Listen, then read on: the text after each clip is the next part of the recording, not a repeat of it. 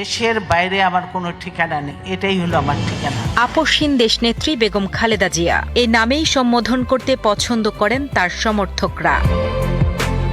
দিনাজপুরে জন্ম নেওয়া খালেদা জিয়ার ডাকনাম ছিল পুতুল। ছিলেন একজন সাধারণ গৃহবধূ। ১৯৬০ সালে জিয়াউর রহমানের সাথে বিয়ের পর তিনি দীর্ঘদিন সংসারেই মনোনিবেশ করেন। তবে ১৯৮১ সালে স্বামীর মৃত্যুর পর এবং বিএনপির অস্তিত্ব সংকটের মুখে তিনি রাজনীতিতে আসতে বাধ্য হন। ১৯৮২ সালে তিনি গৃহকোণ ছেড়ে রাজপথে নেমে এসে সামরিক শাসক এরশাদ বিরোধী দীর্ঘ ৯ বছরের আপসহীন সংগ্রামের নেতৃত্ব দেন। এরশাদের সঙ্গে কোনো সমঝোতায় না গিয়ে গণতন্ত্রের জন্য তার কঠোর অবস্থান তাকে দেশ জুড়ে দেশনেত্রী হিসেবে প্রতিষ্ঠিত করে।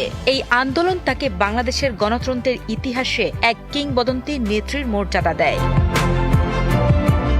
রাজনীতিতে কোনো পূর্ব অভিজ্ঞতা না থাকলেও ১৯৮৪ সালের ১০ মে তিনি বিনা প্রতিদ্বন্দ্বিতায় বাংলাদেশ জাতীয়তাবাদী দল বিএনপির চেয়ারপারসন নির্বাচিত হন এবং তার নেতৃত্বেই দলটি পূর্ণ বিকাশ লাভ করে। ১৯৯১ সালে তিনি স্বাধীন বাংলাদেশের প্রথম নারী প্রধানমন্ত্রী হিসেবে শপথ নেন। পরবর্তীতে ১৯৯৬ এবং ২০০১ সালেও তিনি প্রধানমন্ত্রীর দায়িত্ব পালন করেন। তার রাজনৈতিক জীবনের সবচেয়ে উল্লেখযোগ্য দিক হল তিনি জীবনে যতবার সংসদ নির্বাচনে অংশ নিয়েছেন প্রতিবারই ৫টি করে আসনে বিজয়ী হয়েছেন এবং কখনোই পরাজিত হননি, যা বাংলাদেশের ইতিহাসে এক অনন্য রেকর্ড। এই অসামান্য অবদানের জন্য একটি কানাডিয়ান সংস্থা তাকে মাদার অব ডেমোক্রেসি বা গণতন্ত্রের মা সম্মাননায় ভূষিত করে।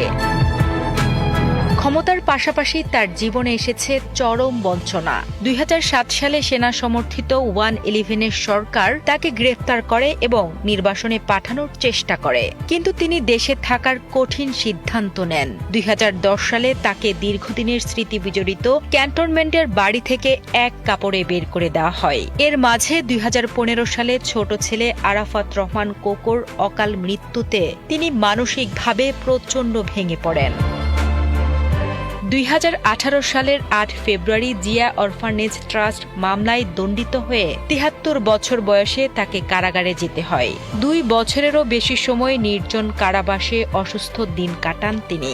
২০২০ সালে শর্ত সাপেক্ষে তিনি মুক্তি পেলেও কার্যত গৃহবন্দী ছিলেন। তবে ২০২৪ সালের ৫ আগস্ট ছাত্র জনতার ঐতিহাসিক গণ অভ্যুত্থানের পর তিনি পূর্ণাঙ্গ মুক্তি লাভ করেন। রাজনীতি করি তো দেশের ভালোর জন্য, দেশের মানুষের কল্যাণ করার জন্য। ১৯৯১ ৯ বছর পর আমরা কিন্তু দেশে গণতন্ত্র এনেছি। আমার কিছু চাই না, আমি এখন জনগণের জন্য, দেশের জন্য, মানুষের জন্য কাজ করতে চাই।